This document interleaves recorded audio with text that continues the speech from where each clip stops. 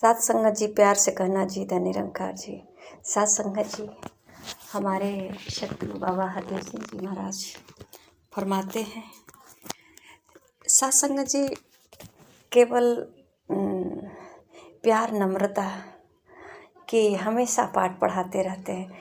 सच तो ये है कि ये हमारे सतगुरु जो है, आज सतगुरु माता सुदीक्षा जी भी ये प्यार की मूर्त हैं, ये सहनशीलता की मूर्त हैं।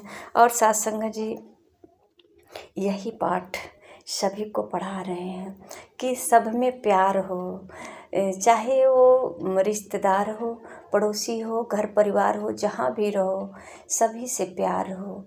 सात संगत जी जब ऑनलाइन सत्संग चल रहा था तो माता जी का विचार आ रहा था कि ये भी देखने को मिल रहा है, एक ऐसा अवसर आया है। कोरोना काल में सब लोग तो अपने अपने घरों में बंद है, पर सात संगत जी इस समय सब लोग अपने घरों में अपने परिवार के साथ ऐसा अवसर आया है समझने का, एक साथ बैठ कर के खाने पीने रहने का। सात संगत जी ऐसा होता भी है कि किसी किसी के घर के जो है आदमी लोग होते हैं जो ड्यूटी के लिए जल्दी जल्दी खाना वाना खा करके अपना घर भाग जाते। कोई स्कूल चला जाता, कोई अस्पताल चला जाता, कोई कहीं ड्यूटी जाता, कोई कहीं अपना ऑफिस जाता।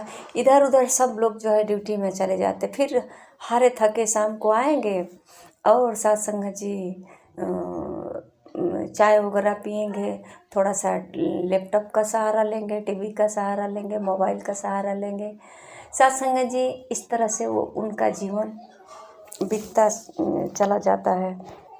सात संगत जी कोरोना के माहौल में कब तक कहाँ कोई भाग कर जाएगा। ऐसा माहौल चला कि कोई घर से निकलता भी नहीं।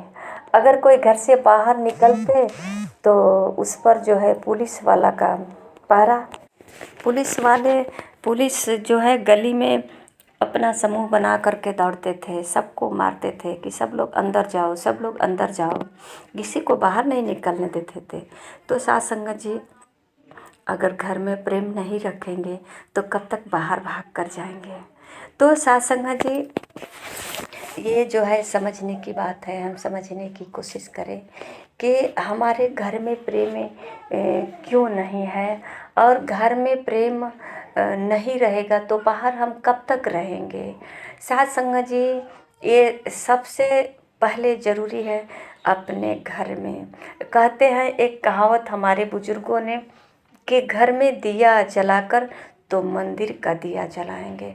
ये सात संगत जी अगर हमारे घर में किसी से प्यार नहीं है, प्रेम नहीं है, किसी के प्रति सम्मान आदर, बड़ों का, बुजुर्गों का, मतलब कि हमारे पास कोई जो है ऐसा समझ नहीं है, तो सात संगत जी हम ये भगवान को चढ़ावा चढ़ा करके भगवान का मतलब कि भगवान के नाम पे व्रत उपवास रख करके ये हम क्या हासिल कर लेंगे।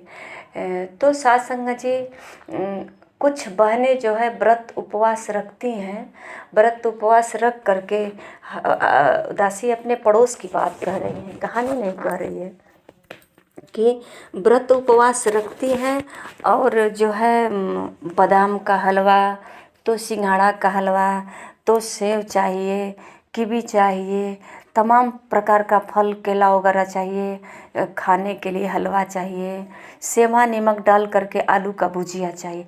ये सब खा पी लेती हैं और आराम से जो है चाय भी पी लेती हैं और अपना मेहंदी वेहंदी लगा करके फिर से व्रत उपवास रखे हैं।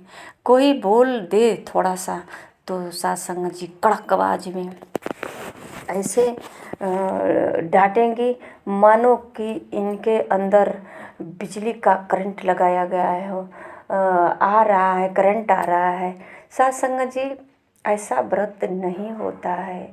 ये जो भी व्रत रखा है, चाहे वो कोई भाई हो या बहन हो, जो भी व्रत रखा है तो साथ संगत जी, सबसे पहले हमें ज़रूरी ये है कि हम व्रत क्यों रखे हैं और इसका क्या, अगर हम सेहत के लिए व्रत रखे हैं कि चलो हफ्ता में एक दिन हम उपवास रखते हैं या महीने में एक दिन उपवास रखते हैं, तो साथ संगत जी ये अलग बात है, ये आपका पर्सनल मैटर है, आप क्यों व्रत रखे हैं। साथ संगत जी, अगर हम भक्ति जान करके व्रत रखे हैं तो कुछ तो समझना चाहिए कि भक्ति कैसे की जाती है, भक्ति होती क्या है। साथ संगत जी, बिना बिना प्रेम की भक्ति कैसे हो सकती है। कहते हैं प्रेम भगति जहाँ सुरसरी धारा, सरसरी ब्रह्म प्रचार प्रसारा। साथ संगत जी, जहाँ प्रेम होता है और प्रेम और ब्रह्म का विचार जहाँ रहता है साथ संगत जी, वहाँ कहते हैं गंगा जमुना सरस्वती का धारा बहता है। तो साथ संगत जी, गंगा जमुना सरस्वती का धारा बहता है, शरीर को भिगोने वाला पानी नहीं जो शरीर को धो ले, वो सरस्वती जो सबके हृदय में, सबके गले में विराजमान है और मीठी बाणी बोल रहा है। और वो गंगा जो साथ संगत जी किसी के मन को निर्मल कर दे। तो साथ संगत जी, ऐसे महापुरुषों ने इस शब्दों को साथ संगत जी नवाजा कि ये जहाँ प्रेम होता है साथ संगत जी, परमात्मा को कहते हैं कि सब जगह परमात्मा तो व्याप्त है। और साथ संगत जी, ये भी चौपाई में अपना जो है लिखे हैं कि हरि व्यापक सर्वत्र समाना, प्रेम से प्रकट हो ही मैं जाना। साथ संगत जी, यहाँ भी प्रेम की ही बात कही गई है। और साथ संगत जी कहते हैं कि पोथी पढ़ पढ़ जगमुआ, पंडित भया न कोई, ये 2.5 अक्षर प्रेम का पढ़ा सो पंडित हो। तो साथ संगत जी, ये जो सत्य का 2.5 अक्षर है प्रेम, इसको जो है कहते हैं कि सत्य से प्रेम करो। साथ संगत जी, सत्य यही है प्रेम। और साथ संगत जी कहते हैं कि भगवान का एक अवतार है प्रेम। जहाँ प्रेम नहीं है साथ संगत जी, वहाँ भक्ति नहीं हो सकती है। साथ संगत जी, प्रेम कहते हैं महापुरुष की, प्रेम प्रेम सब कोई करे, प्रेम न जाने कोई। साथ संगत जी, प्रेम क्या होता है, जो सामने है, जिसे जाना जा सकता है, जिसे प्राप्त किया जा सकता है, जो हमारे बस में है, जो हम कर सकते हैं, उसे तो हमने कभी प्रयास नहीं किया। साथ संगत जी,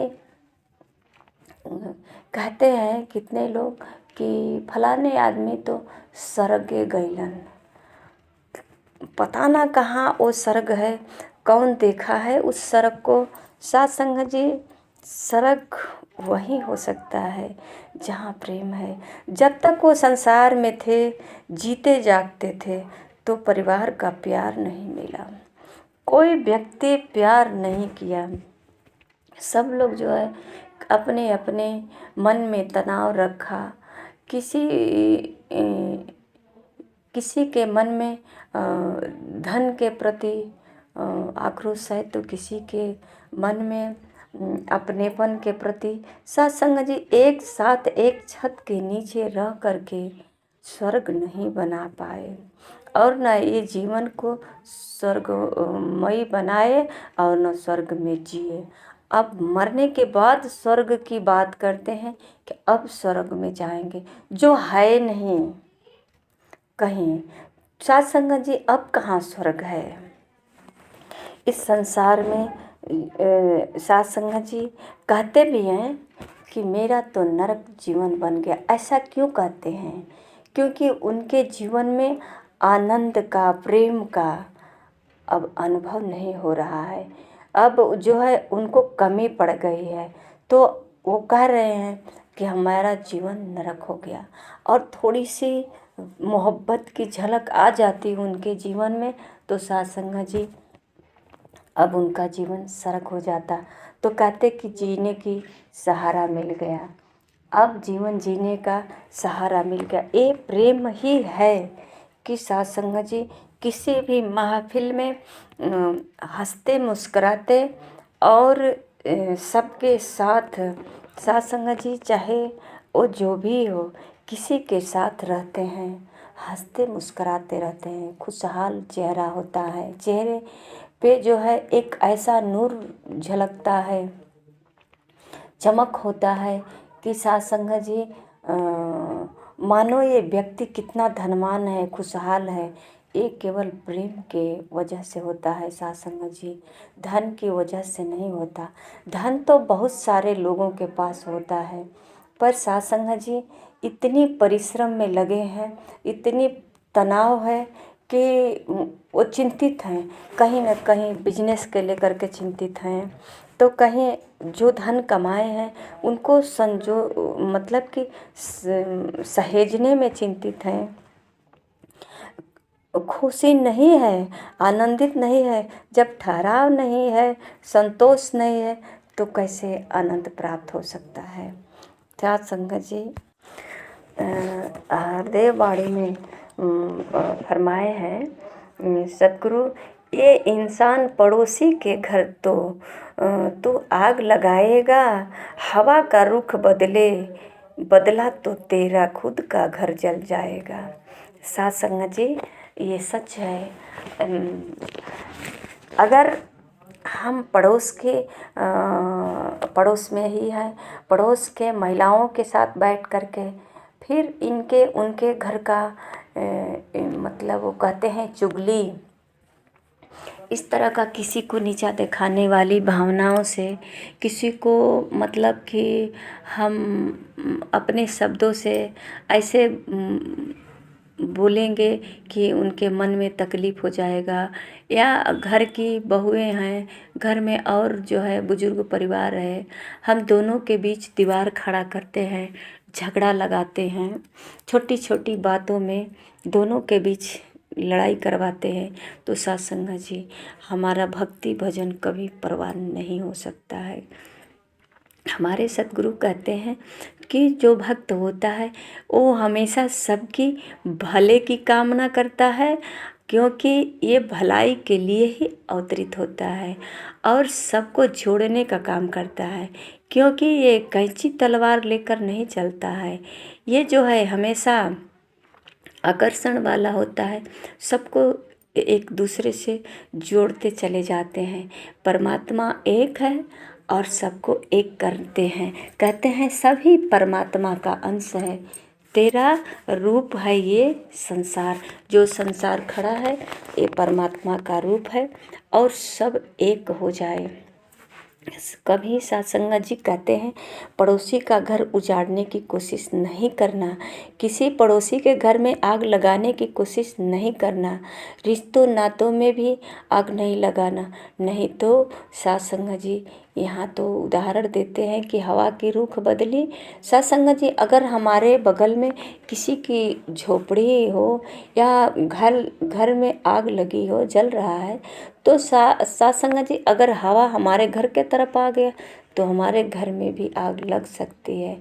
ठीक उसी प्रकार साथ संगत जी कहते हैं कि अगर हम किसी की बहू को, बेटी को बरगलाते हैं, उसके घर में फूट डालते हैं, लड़ाई करवाते हैं, तो साथ संगत जी एक दिन पक्का जो काम हम अगर पड़ोसी के बहू के और सास के बीच कराए हैं, एक दिन हमारे और बहू के, मतलब कि हमारे घर में भी सास बहू का ये जो है लड़ाई निश्चित है साथ संगत जी, ये निश्चित है और प्रैक्टिकल रूप से देखा भी गया है और चल भी रहा है। साथ संगत जी अपने आजू बाजू में महसूस करें, देखें कि अगर जो भलाई करना, सिर्फ भलाई करें, जो होगा वो तो होगा, पर अपने हिसाब से जानबूझकर किसी का नुकसान पहुंचाने की कोशिश नहीं करना।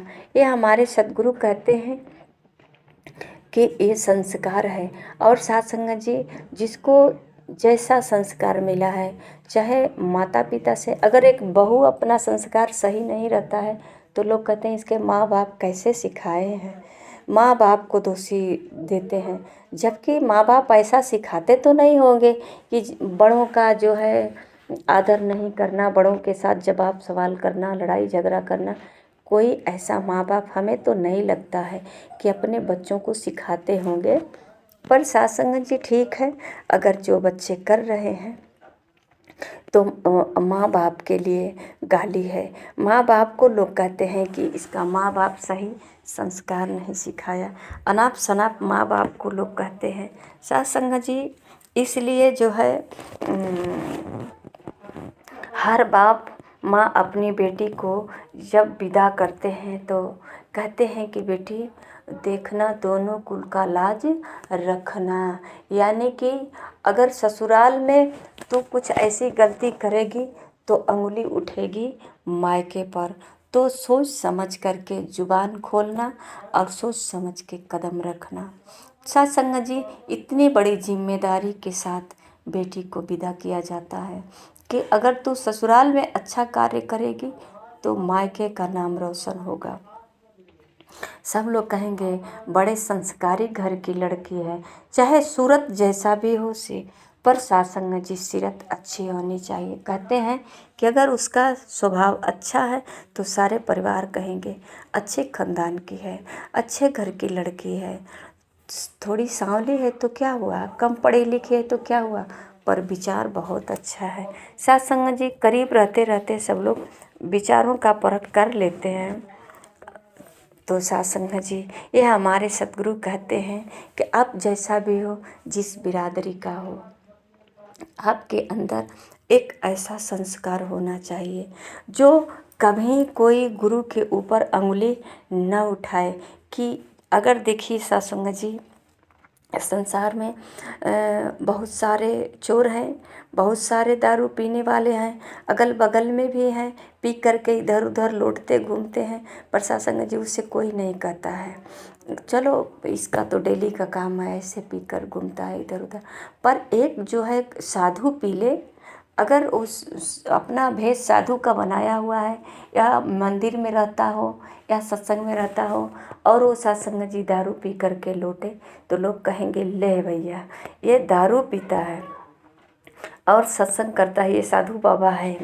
कैसा साधु बाबा है, इतने सारे मजाक उड़ाएंगे और सत्संग जी गुरु के ऊपर इतनी लाछन आएगी।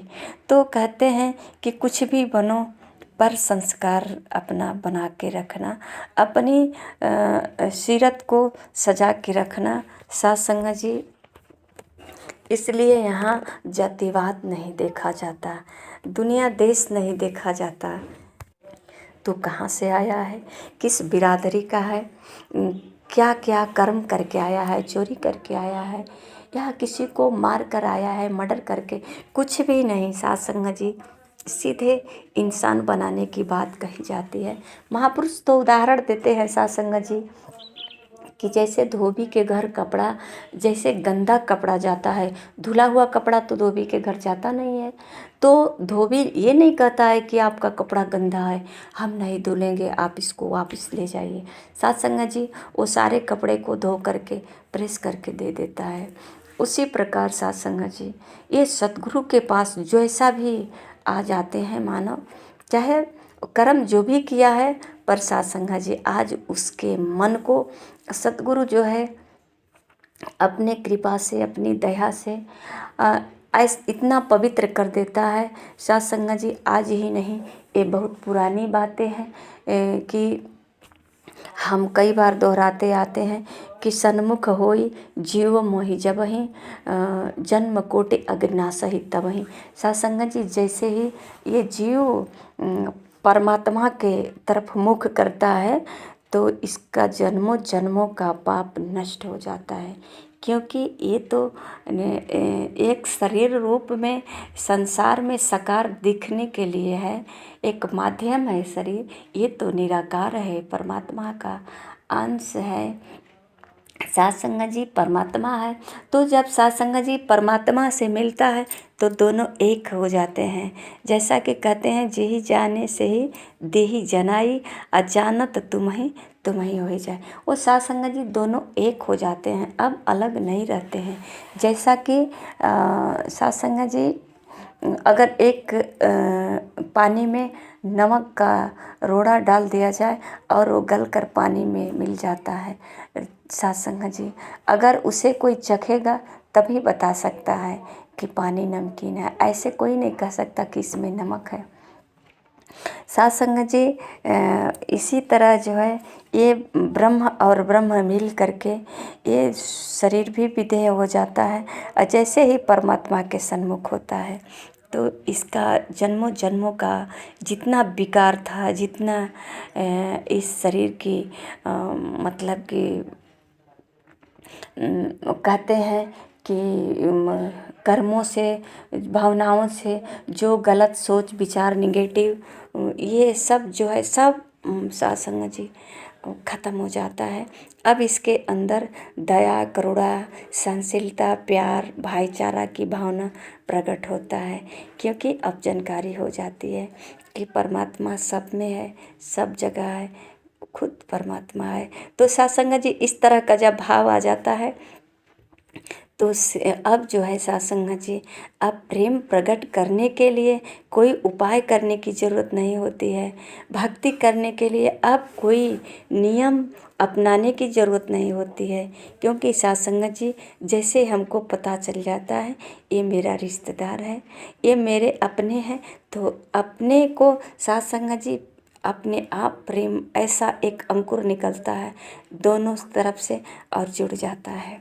सात संगत जी इसी प्रकार जो है सब में एक ही नूर परमात्मा का जब सतगुरु के द्वारा एहसास होता है, जब साक्षात्कार होता है तो सात संगत जी प्रेम स्वतः ही उपज जाता है, और ये सारे गुण सतगुरु की कृपा से अब सात संगत जी काम, क्रोध, लोभ, मोह, अहंकार नहीं, बल्कि करुणा, दया, सहनशीलता, प्यार, नम्रता, इन सब गुणों से भर जाता है। और सात संगत जी ये जो है परोपकारी के भाव से सबका परोपकार में लग जाते हैं। किसी को कांटे बन करके ऐसे शब्द नहीं बोलते जो किसी के दिल में चुभे, किसी को दुख देने वाला शब्द नहीं बोलते।